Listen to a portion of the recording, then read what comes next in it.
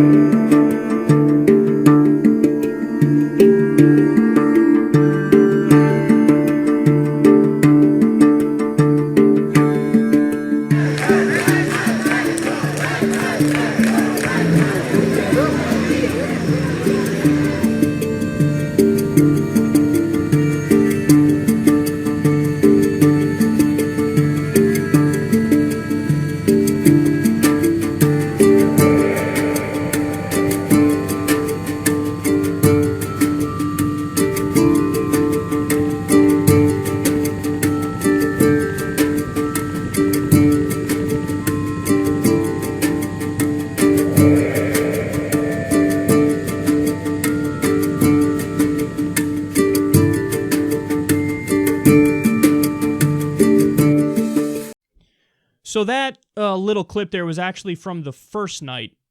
The riots have been going on for about 2 days now. There was more property damage last night. Somebody was also shot by another civilian and appears to be in critical condition. At first, you had AP and Reuters and a bunch of different outlets saying he actually died, but come to find out that wasn't the case. I don't know if it's the case now or not, but they said, no, critical condition. So there was a lot of confusion over that. Now, the people originally said that this guy who was killed was reading a book when he was killed by the cops. The cops say, no, he wasn't reading a book, he had a gun, and he was a threat. And they also say, well, the officer that killed him was black. So 3 cops were on the scene, and they have body camera footage, but it hasn't been released yet, at least as of right now as I'm talking to you guys. You might be watching this at a time when it has been released. I don't know, but as of now when I'm talking to you, it hasn't been released. And the officer who actually shot him does not have body camera footage because he was a plainclothes officer, but 3 other officers who were on the scene apparently have footage. Now, I don't know what the plan is on that. Are they going to release it? Are they not going to release it? I mean, in all seriousness, I feel like if they don't release it, they wouldn't release it because they feel like it was kind of damning to us. If they do release it, it could go either way. They could release it because they feel like it exonerates them, or they could release it because they feel like, I don't know, just more transparency, and it's not like they've never gotten away with it before when you have it on tape and you have an unarmed black man being killed. But again, I genuinely don't know, and we genuinely don't know at this point in time, and anybody who says they do is lying, whether or not this guy was armed or not armed, and whether or not he was a threat or he wasn't a threat. I really don't know.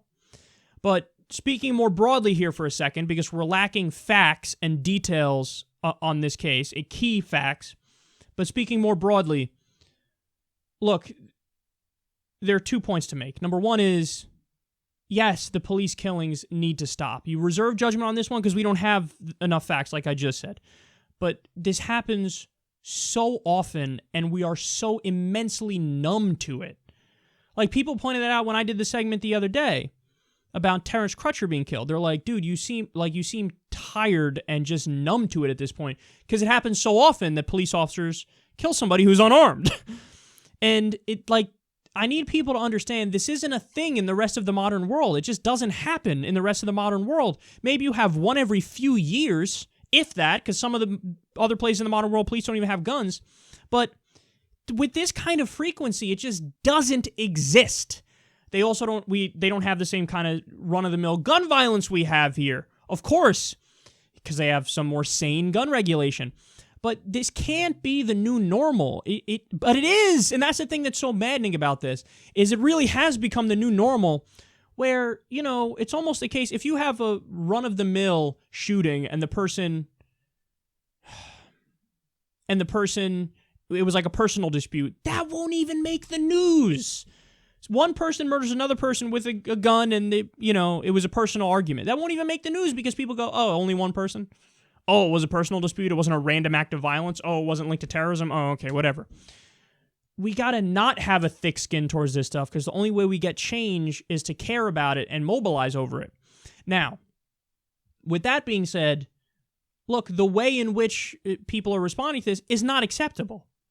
Now, there are people who've argued, and I've heard it a million times, they've argued it against me, oh, you can't question the tactics of the oppressed. Yeah, I can. Of course I can. So my problem with it is that it's a fucking contradiction. You can't say, I'm so oppressed and I'm such a victim, and now I will oppress and victimize others. So when you're destroying somebody's property who had nothing to do with it, that person is now a victim and you are the perpetrator. Period. You can't just view it in this didactic black and white way, quite literally, where, I'm angry, therefore anything I do is okay. No, that doesn't make sense. And that's not going to achieve the goals you want to achieve. If anything, it feeds the narrative of demonization of you and makes it so that people just dismiss whatever legitimate concerns you may have. So that's important to bring up. There was a video last night that really got under my skin of, there's a CNN reporter on the scene reporting, somebody tackles him. Somebody fucking knocks him down. That's not standing up for the oppressed. That's you're being a douche and you committed an assault. That's what that is. So, yes, you can question the tactics of the oppressed. The key point is, though, I do think there is oppression going on here. Some people would deny that there even is oppression. No, we have a problem. We have a problem with police killing too many unarmed people. And there are solutions to that. Now, but again, you also have to point out the irony that to far right-wingers, what happens? Colin Kaepernick takes a knee in peaceful protest. Oh my God, I'm so offended. That's so outrageous. How dare you do that? Police kill an unarmed black person. Wait, what's going on here? Hold on now. So you're more offended by the peaceful protest than you are by the cops killing unarmed black people. Again, in this case, we don't know for sure, but Terrence Crutcher was unarmed, and there's a million other examples. Everybody knows that. So why is your outrage not at that? Why are you not offended at that, the dead bodies? And then also, they're more outraged at, the violent response here. Oh my goodness, why are you doing violent protest? Surely if you did peaceful protest, we would hear out your concerns and try to fix it. But they didn't. Colin Kaepernick did the peaceful protest, and they were like, fuck you. So peaceful protest, not okay. Violent protest, not okay to the right wing. So there is no protest that's okay, because they don't think there's a problem, because oftentimes the cops are not killing them. It doesn't affect them directly. So I don't care. I don't care that you're oppressed. No, but you should. So I got anger at everybody to go around for this story, if you can't tell. The way in the violent response, the violent protest, the riots afterwards, it's not helpful. You're not moving towards your goal. You're moving away from your goal, and you're also doing the tactics that you claim to despise when the cops do it and when other people do it. So that's not cool. It's also not cool that we keep having dead bodies turn up on our hands and the cops keep doing the shooting. That's not cool. That's not okay. It's not like every single one of these instances was justified. That is just factually incorrect. You think Walter Scott was justified? Where he was running away and a cop shot him in the back and murdered him and then planted something on him? Was that justified? Was Philando Castile justified? Officer, I'm going to reach for you want to see my license? I'm going to reach for my license. I want to let you know I have a licensed firearm on me as well. I'm going to reach for my license now. Reaches for it, cop shoots him and just keeps the gun pointed at him and kills him. It doesn't even help him, just keeps the gun pointed at him. Okay, that would appear to be a problem. Tamir Rice, 12 years old, pull up, not even 2 seconds go by, shoot and kill him. He had a toy gun and he was 12 years old. And come to find out, the cop who did it, he was fucking off his rocker. We learned that he had a mental breakdown recently and he's psychologically not fit, so on and so forth. Eric Garner choked out for no goddamn reason except maybe not selling loose cigarettes. So we have a problem, and that needs to be addressed. And let's also not pretend like that isn't the root here.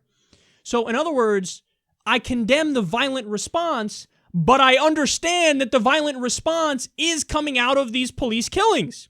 See, some people will try to make an argument like, no, they just want to do the violence and they're using any excuse they can. Well, no, why is it that every time there's a response, it is directly after a police killing of somebody? Like, if the police didn't kill that person, there wouldn't be the response. That should be obvious. But no, they try to pretend like they're just thugs and criminals and they want to do this anyway. Well, they have a weird way of showing it by only doing it after there's a police killing of somebody.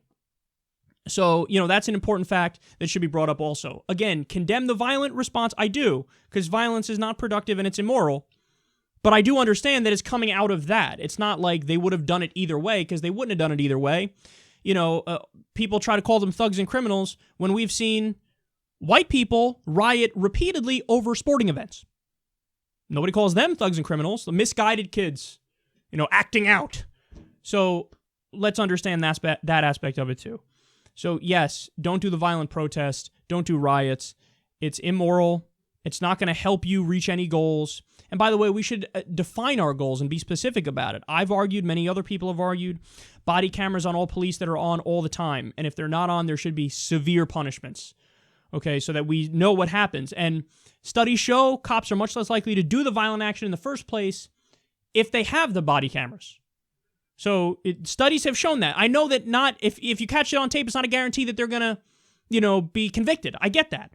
But it nips it in the bud. The numbers show that it's much less likely a cop will act out and abuse their authority if they know they're being recorded all the time. You got to end the drug war, which stops the police occupation of communities of color. You can't have mass incarceration and lock people up for small amounts of weed. It's just stupid. And it breeds an us versus them tribalism aspect. You got to do de-escalation training so the cops aren't so quick to pull the trigger. You got to do civilian review boards, which holds police accountable way more than they are right now. You got to have special prosecutors when a cop does a crime. Right now, they know the prosecutors who are supposed to prosecute them, and they just don't do it. They throw the case because that's their buddy.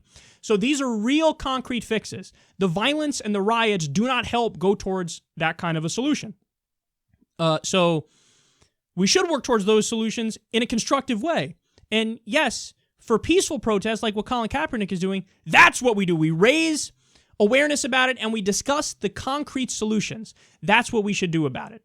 Okay? So the violent protests are wrong. The cops got to stop killing people, man. It just happens so frequently and it's too much. So I got anger at everybody on this front here. But I think there are real solutions and hopefully we can work towards them because then maybe, just maybe, we can start saving some lives.